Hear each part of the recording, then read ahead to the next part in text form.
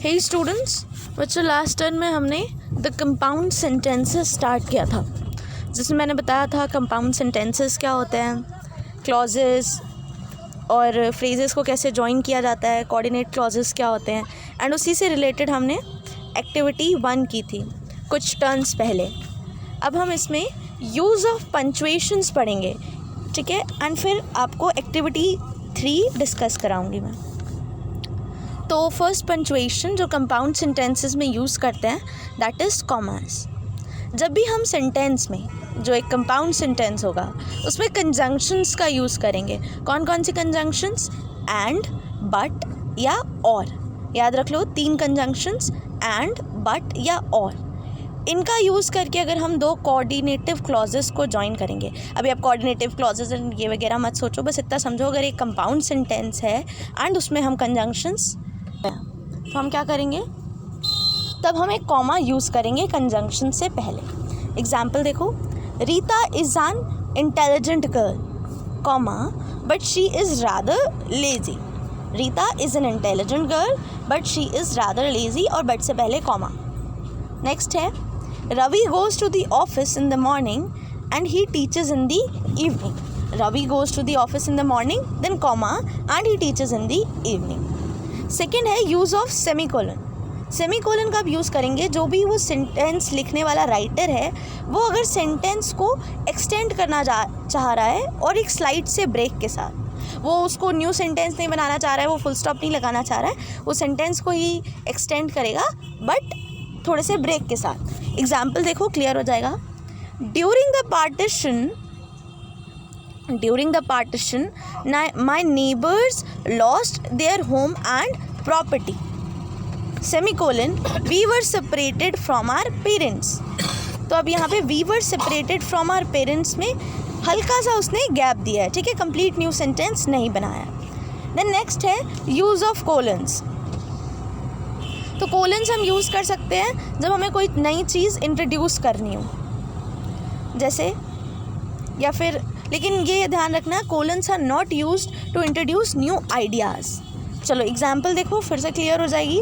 In this world there are only 2 tragedies.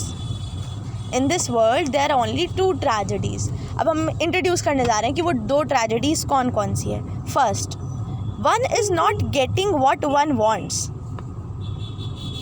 One is not getting what one wants and the other is getting it.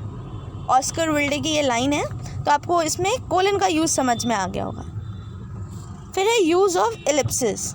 Ellipsis क्या है? 3 dots जो दिखाते हैं कि कोई ना कोई पोर्शन ओमिट किया गया, हमने पूरा सेंटेंस नहीं लिखा है, या एक पॉज की तरह, इफेक्ट की तरह वो दिखाते हैं। He was horrified, then ellipsis, his house was on fire.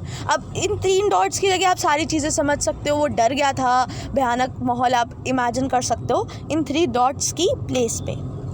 The next है use of dash. Dash which is technically known as M.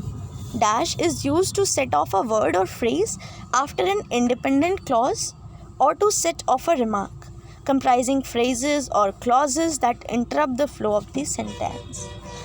Usually यही समझो, जैसे अभी आपने इससे ऊपर वाले सेंटेंस पढ़ा था ना, in this world there are only 2 tragedies, जहाँ पे कोलन यूज़ किया था उसी सेम प्लेस पे आप डैश का भी यूज़ कर सकते हो। कोई स्ट्रिक्ट रूल नहीं है इसको लेकर, ठीक है। तो ये हमने पढ़ लिए use of punctuations in compound sentences. अब इसके बाद पेज नंबर 34 पे एक्टिविटी 2 है, उसको आप छोड़ सकते हो। एक्टिविटी 3 सब अटैम्प्ट करो, एक्टिविटी 3 अटैम्प्ट करो, एक्टिविटी 4 अटैम्प्ट करो, और फिर हम इसकी एक्सरसाइजेस देखेंगे। ये आपका होमवर्क है, एक्टिविटी 3 एंड एक्टिविटी 4। मैं रीड कर दे रही हूँ एक बार।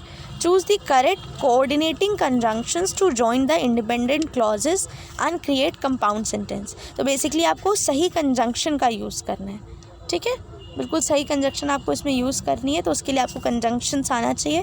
Conjunctions are the words that join 2 parts और 2 clauses of a sentence. Then add a conjunction and an independent clause to each simple sentence and create a compound sentence. इसमें आपको half ही sentence दिया हुआ है, इतना समझो। You have to complete the task by tomorrow, ये आधा sentence है।